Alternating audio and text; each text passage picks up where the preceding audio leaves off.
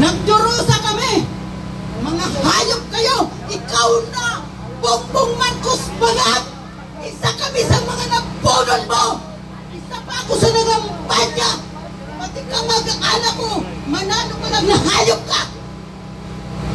Hayop talaga. Nabunol mo kami. Hayop ka, mag-resign ka na. Isa ka pa dito, Soto.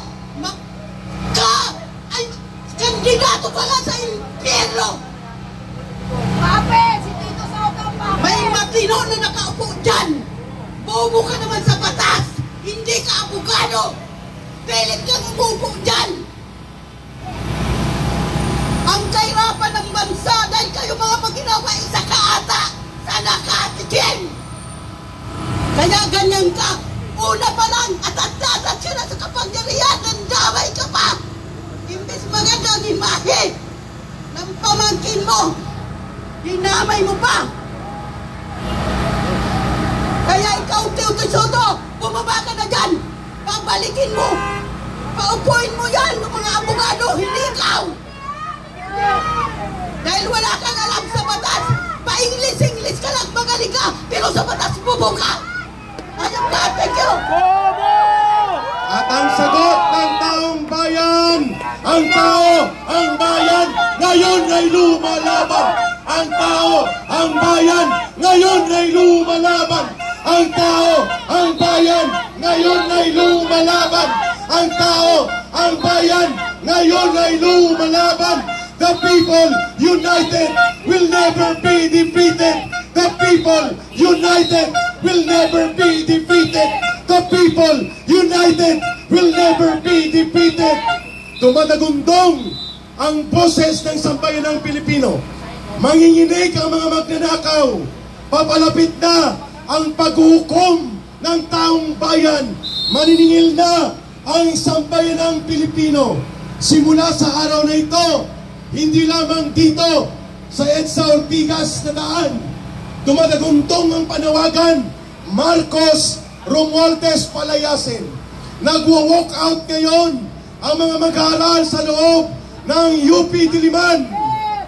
Kasama po ang UP Miagao at iba't iba pang mga UP campuses. Tinawag din po nilang Black Friday protest ang kanilang pagkilos na ito. Kanina po, naghahanda na ang mga retired military and police na mga general at mga colonel sa Lunes po ay magkakaroon ng pagkagundog papunta sa House of Representatives. Ipapadlock na at isasarado na ang House of Crocodile. Sa Lunes po, wala na ang Kongreso ni Tambaluslos. Symbolic na ipanawagan ng taong bayan. Papadlakan na ang bahay ng mga magnanakaw at hahatulan sila ng taong bayan. Pero bago dumating ang paghatol na yan, sa bukas din po, marami ng grupo ang magpaparticipate at magdadagsa sa iba't ibang lansangan dito sa buong Kamaynilan. At ang panawagan nila, Marcos Romualdez palayasin. Marcos Romualdez palayasin. Marcos Romualdez palayasin. Ayan, alas 4:45 pa lang. Hindi pa alas 5, may ulan pa, partida yan.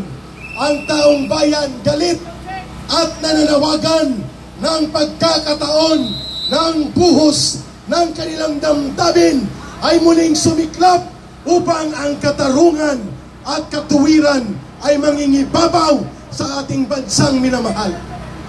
Lahat ng nandito sa paligid po ng area ng EDSA Ortigas, hindi po ito tungkol lamang sa mga Duterte. Hindi po ito tungkol sa kulay ng politika.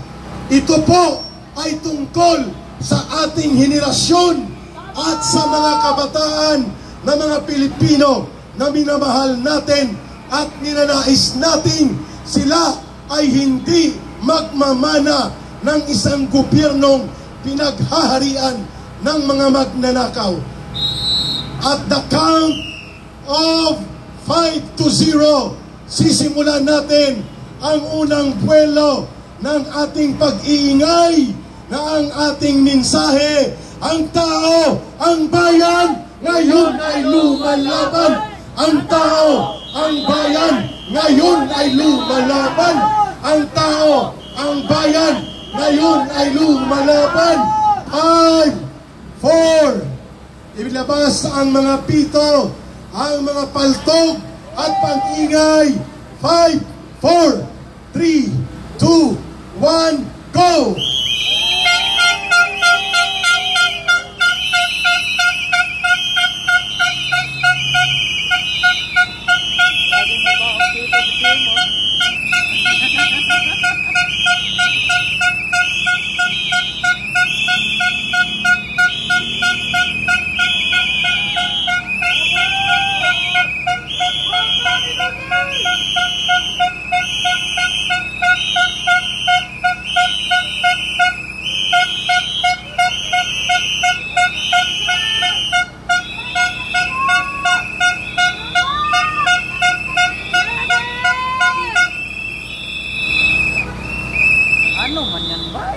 Walang uwian. Kaya? May tubig tayo. May skyflakes. At higit sa lahat, buo ang loob at paninindigan. Ayan na. Hala ka Marcos, hala ka Romualdez, hahabulin ka ng nagagalit na sambayanang Pilipino. Malapit-lapit na ang araw ng paghuhukom. Lalaban para sa bayan! Kung sino po ang magpo-volunteer para magsalita, ay bukas po ang entablado na ito. Hindi ito exclusive para lamang sa amin na mga nandito. Pwede po kayo magsalita at magpahayag. Manong, halika muna upang makabuelo dahil hanggang alas 6 ng umaga, September 13, ang ating pagstay dito ngayon sa araw na ito.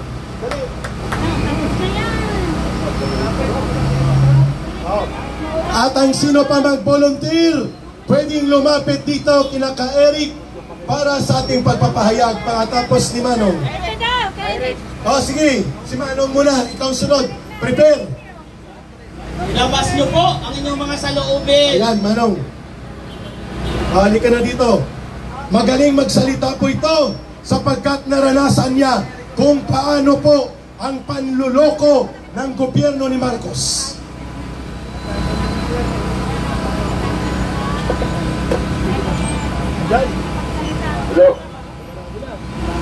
Magandang hapon, Pilipinas!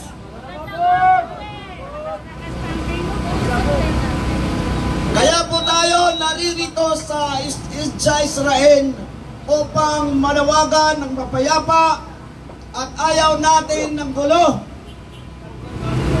Ayaw natin manggulo at ayaw natin makasakit sa ating mga kapulisan dahil atin ang kapulisan, kakampi natin ang mga kapulisan at mga military. Ito po, nandito ako sa inyong harapan upang iparating sa ating bangag na Pangulo na si Bubong Adik Drug Lord Marcos na siya ang pinuno ng sindikato dito sa ating bansang Pilipinas. Sa kanya lahat ng gagaling at sa kanya siya mismo ang nagdidirect sa mga nakawan patungkol dyan sa flood control, patungkol sa drugs. Siya mismo ang pinuno ng mga drug lord dito sa bansang Pilipinas. Yung nahuli dyan sa Paranaque, lutuan ng Siabo. Ngayon, nakulong ba? Hindi. Isinama pa nila noong pumunta sila sa Italy. Ginawa pa nila ng right hand yung isang drug lord dahil daw mangungumbinsi sila upang makahikayat ng mga negosyante sa ibang bansa at dito magnegosyo sa ating bansang Pilipinas. Subalit, ang kanilang nakuhang mga negosyante ay puro mga drug lord. Balak nilang gawin, lutuan ng shabu ang ating mahal na bansang Pilipinas. Kaya wag nating pahintulutan, wag natin pahintulutan ang kagustuhan ng ating bangag at drug lord na presidente na pinakasinungaling sa buong mundo. Harap-harapan tayong niloloko, harap-harapan tayo inilulubog sa baha, harap-harapan tayong pinapagapang sa kahirapan, pinapagapang sa kagutuman, sa pamamagitan ng kanyang pagsisinungaling, pagnanakaw sa buwis ng bayan, at paglustay ng bilyon-bilyon sa lapi, at ang kanyang ninanakaw sa kasalukuyan. May ebidensya ako dyan na pinangahawakan. Yan ay aking kinokominto sa radyo. Hindi ko na lang babanggitin ko saan akong radyo. Nandyan lahat ang mga press release, hawak ko. Umaabot na ang ninanakaw ni Marcos mula noong 2022 hanggang ngayon 25. Umaabot na ng 1.3 trillion.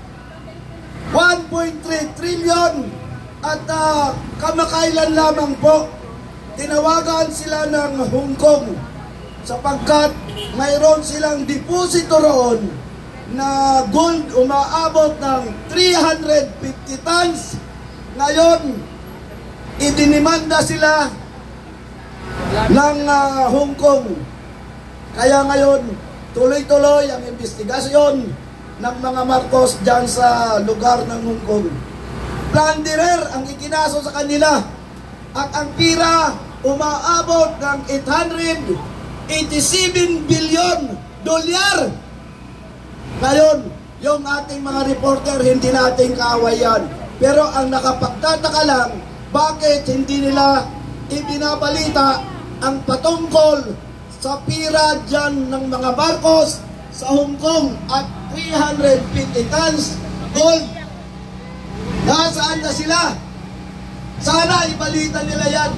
Ibalita nila dahil kasama sila, apektado sa mga pagnanakaw, apektado sa kahirapan, apektado sa kagutuman, apektado sa pagbabaha dito sa ating bansang Pilipinas na niyuyurakan ng kasalukuyang gobyerno, ginagahasa ang buwis ng mamamayang Pilipino. Maraming salamat. Mabuhay po tayong lahat. Suportahan nyo ang aming panawagan dahil ito patungo na po tayo sa EDSA 3. Maraming salamat.